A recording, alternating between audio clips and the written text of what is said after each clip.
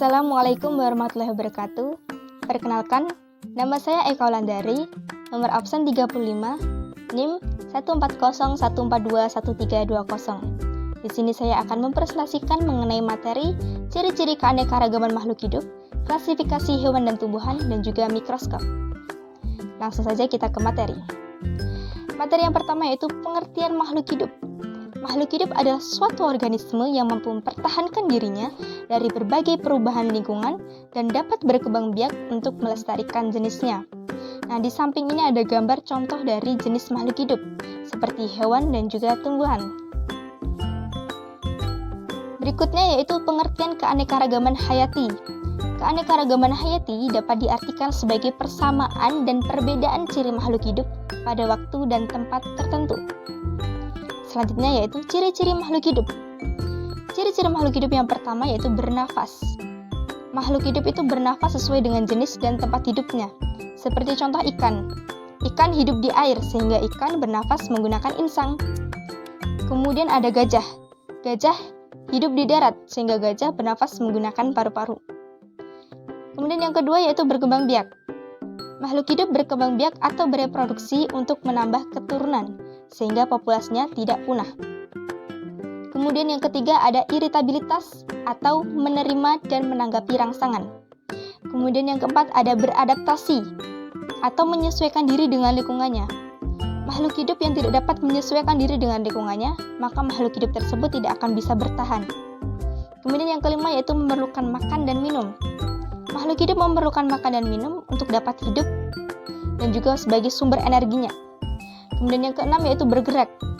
Makhluk hidup bergerak menggunakan alat gerak dan alat geraknya itu sesuai dengan jenisnya masing-masing. Seperti contoh manusia. Manusia bergerak menggunakan kaki, tangan, kemudian hewan bergerak menggunakan kaki, ada yang bergerak menggunakan sayap seperti burung, ada yang bergerak menggunakan perut seperti ular dan cacing, ada yang bergerak menggunakan ekor seperti ikan. Kemudian yang ketujuh yaitu memerlukan suhu tertentu. Jadi makhluk hidup itu dapat tumbuh dengan baik dengan suhu tertentu. Seperti contoh tumbuhan. Tumbuhan dapat hidup dengan baik pada suhu antara 0 sampai 43 derajat Celcius. Kemudian yang kedelapan ada tumbuh dan berkembang. Tumbuh dan berkembang, pertumbuhan itu adalah salah satu yang dapat dilihat oleh mata kita. Contohnya pertambahan panjang, tinggi, dan lebar. Kemudian yang kesembilan adalah mengeluarkan zat sisa atau ekskresi. Zat sisa ini itu diproses melalui metabolisme tubuh dan biasanya zat sisa ini berupa gas, cair, ataupun padat. Selanjutnya yaitu keanekaragaman makhluk hidup. Keanekaragaman makhluk hidup terbagi menjadi tiga, yaitu ekosistem, jenis, dan genetik. Yang pertama yaitu keanekaragaman ekosistem. Keanekaragaman ekosistem disebabkan oleh perbedaan letak geografis yang menyebabkan perubahan iklim. Yang kedua yaitu keanekaragaman jenis. Keanekaragaman jenis dapat ditemukan pada kelompok spesies makhluk hidup dalam famili yang sama di suatu tempat. Yang ketiga yaitu keanekaragaman genetik. Keanekaragaman genetik disebabkan oleh variasi gen dalam spesies makhluk hidup. Selanjutnya yaitu klasifikasi makhluk hidup. Makhluk hidup itu jadi diklasifikasikan menjadi 6, yaitu ada Archaebacteria, Eubacteria, Protista, fungi, plantae, dan juga Animalia.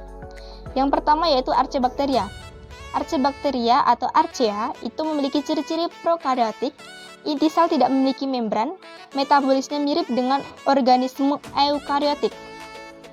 Eukaryotik itu berarti maksudnya di sini organisme Eubacteria, mohon maaf, bukan eukaryotik tapi Eubacteria. Kemudian yang kedua yaitu Eubacteria. Eubacteria atau bakteri ini memiliki ciri-ciri prokaryotik. Komposisinya dinding sel dan metabolisnya itu berbeda dari Archaebacteria. Kemudian yang ketiga itu Protista. Protista itu memiliki ciri-ciri eukaryotik atau inti sel memiliki membran. Sel atau jaringannya itu belum terdiferensiasi. Yang keempat ada fungi atau jamur. Fungi itu memiliki ciri-ciri eukaryotik, uniselular atau multiselular. Jadi fungi itu dapat hidup, ada yang hidup uniselular, ada juga yang multiselular. Kemudian dinding sel itu seperti tumbuhan tapi tidak berfotosintesis. Jadi fungi tidak berfotosintesis. Selanjutnya yaitu plantae. Plantae atau tumbuhan. Memiliki ciri-ciri eukaryotik, multiselular, memiliki dinding sel, autotrof atau dapat berfotosintesis. Yang terakhir yaitu animalia atau hewan.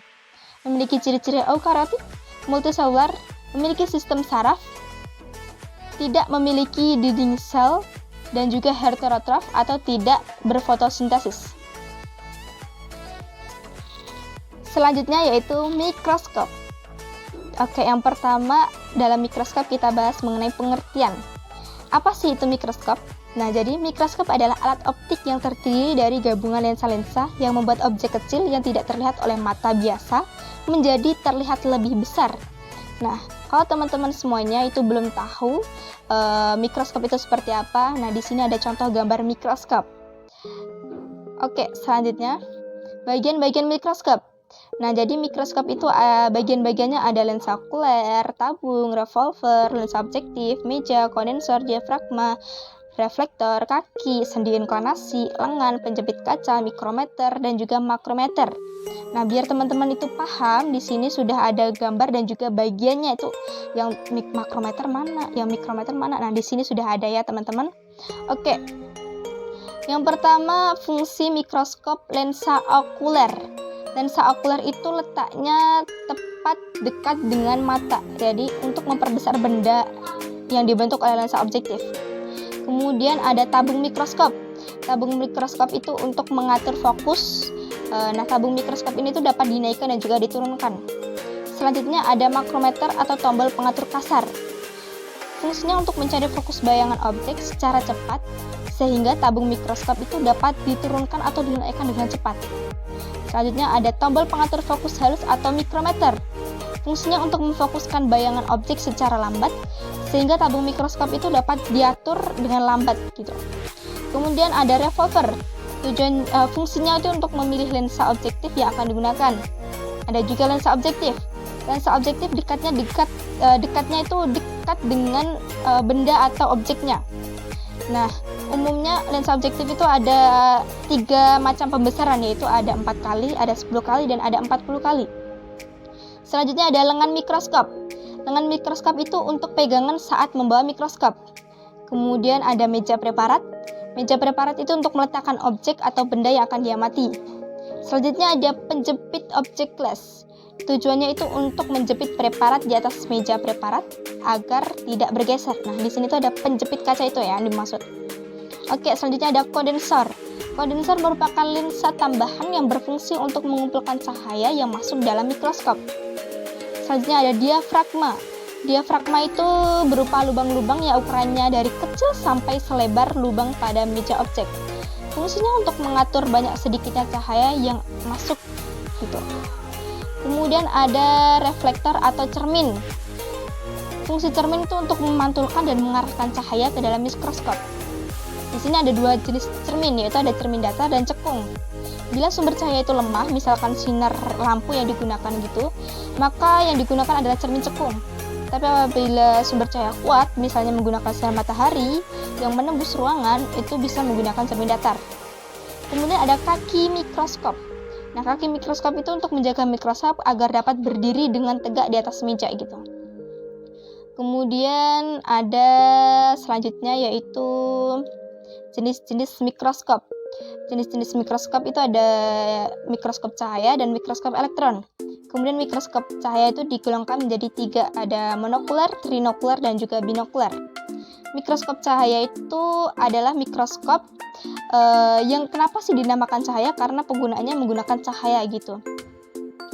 Sumber cahaya itu bisa digunakan menggunakan cahaya sekitar yang dipantulkan dengan menggunakan cermin atau menggunakan cahaya lampu yang terhubung dengan listrik yang dibantu oleh lensa untuk memfokuskan pada objek yang akan diamati nantinya. Contoh dari mikroskop cahaya itu kan ada mikroskop monokular, trinokular, dan juga binokular. Yang pertama yaitu monokular. Mikroskop monokular itu menggunakan satu lensa okuler untuk mengamati objek yang diletakkan di meja preparat. Mikroskop monokular itu biasanya digunakan untuk mengamati objek dengan menggunakan satu mata saja. Selanjutnya ada mikroskop binokuler. Mikroskop binokuler itu yang menggunakan 2 lensa okuler. Nah, jadi dengan mikroskop binokuler ini itu memudahkan mata lebih jelas untuk melihat benda-benda kecil yang akan diteliti gitu. Kemudian yang ketiga ada mikroskop trinokuler. Mikroskop trinokuler ini itu mikroskop yang bisa dipasangkan dengan kamera, sehingga bisa diamati menggunakan monitor. Nah, dengan mikroskop trinokuler ini tuh bisa memudahkan kita untuk melihat lebih jelas benda kecil seperti virus atau bakteri yang akan kita teliti nantinya. Yang kedua ada mikroskop elektron. Mikroskop elektron itu merupakan mikroskop yang menggunakan sumber energi dari elektron untuk memperbesar bayangan objeknya. Mikroskop jenis ini tuh menggunakan medan magnet sebagai pengganti lensa untuk memusatkan energi pada objek yang diamati. Terdapat dua macam mikroskop elektron, yaitu SEM atau Scanning Electron Microscope, dan juga ada TEM yaitu Transmission Electron Microscope. Nah, berikutnya di sini ada daftar pustaka. Terima kasih telah menyaksikan presentasi dari PPT saya pada kali ini.